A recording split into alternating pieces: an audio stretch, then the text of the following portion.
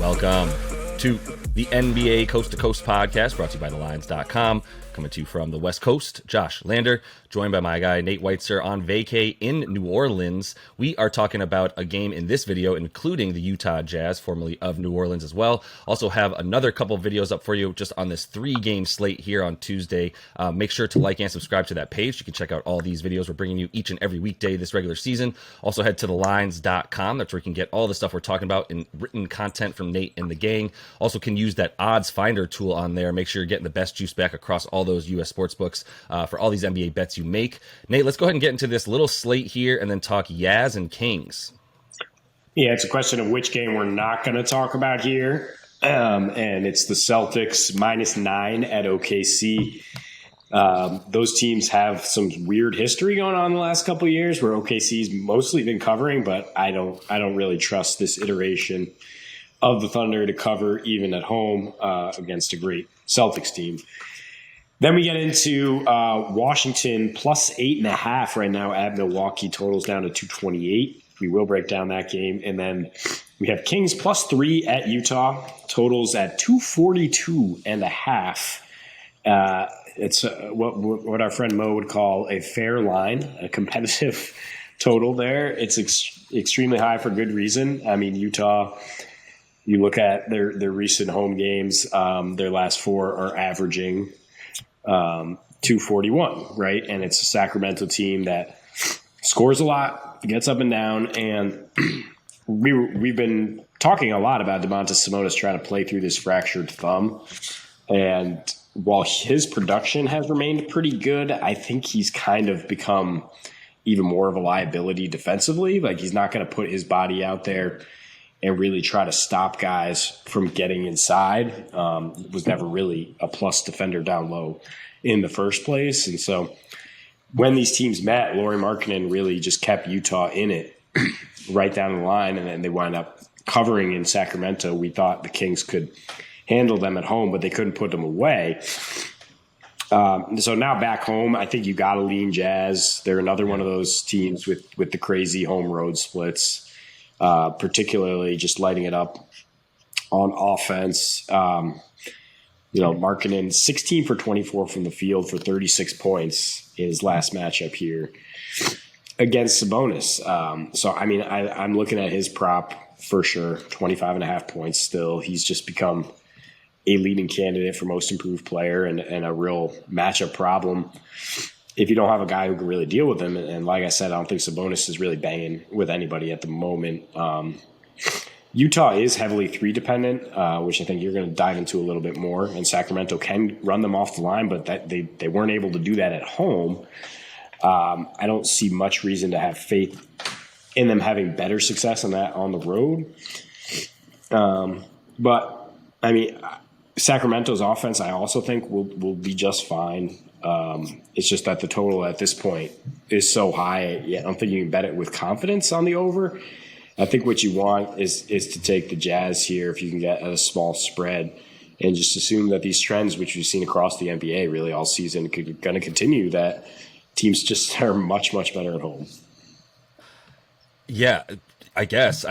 It's kind of this game, like you said, it's too high to feel comfortable about an over, but like, I was trying my damnedest to figure out how to prove that we could go under in this game, and I just can't do it.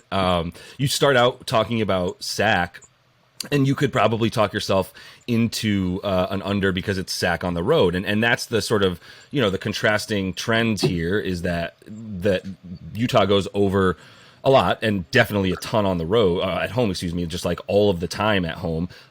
They've got the only reason they've gone under at all in their last 7 home games is because the total was 238 and they scored 235 or some shit, right? So it's still an absurdly fast offensive game. They're not even playing that fast. They're still playing at 100 to 99 to 100 pace, which is good for middle of the road, right? It's not the 103, 104 blazing speeds we see from Minnesota or Golden State at times, et cetera, et cetera. So they're just actually really efficient on offense. And you talk about Lauri Markkanen, but he needs to be considered a lot better. this team is surprising. Utah is surprising this year in a way because of the fact that they've got, you know, a lot of us overlook the fact that they have like quality veterans on their team, from Malik Beasley to Kelly Olynyk to guys who have just been like around for a while. Jared Vanderbilt was a great pickup on defense. So like you wonder like, you know, is this going to end at some point for Utah? And I don't think so, because I think they've got the guys to go along with it. At home, you know, they do everything well, man. I really don't know what to say. The only thing you can look at for the under here is, like I said, Sacramento's maybe not bringing it on offense and coming along for the ride. That's all I've got. Or, you know, potentially the fact that Sacramento is able to use the fact that they've got basically the number one 3-point defense on the road in terms of limiting makes, limiting attempts, and their opponent 3-point percentage. They're either the best or, you know, top 10 in all that stuff. So Sacramento, I mean, or Utah, they rely on the 3-pointer. We know they're fourth in 3-point, or they're fourth in terms of their percentage of field goals shot from 3, the amount of points they score from 3. They do not get to the line. They do not own the paint, as we've talked about in the past, where you could take advantage of big men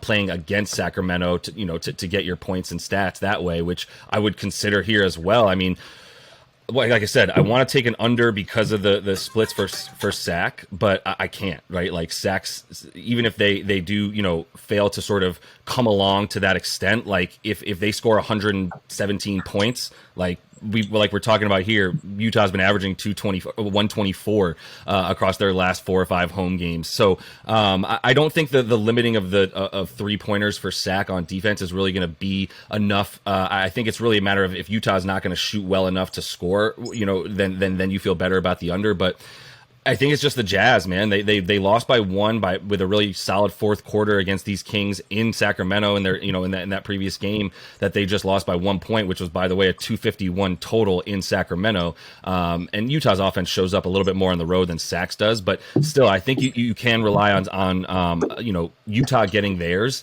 and it's just a matter of if Sac is going to come along. But if it's a 2.5 point spread, then I'm not worried about even if Sac comes along for the ride and scoring with Utah. I still think Utah can put them away in the end. Yeah, and it's a front end of a back-to-back for the Kings, and they go home to face Atlanta. Malik Monk and Kevin Huerter are both questionable.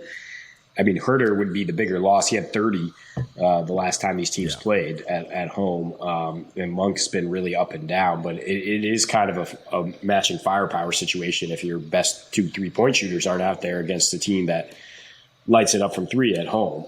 That averages the second most 3-pointers made, with a 120 offensive rating. So, I mean, we're circling around like we like Utah's offense here. We would probably take their team total at 120 or whatever it is, and we're not as sure about Sac. And so, therefore, it's like at minus 2.5 or 3, you just take the home team. Exactly. So I think, yeah, you end it with that, with the team total.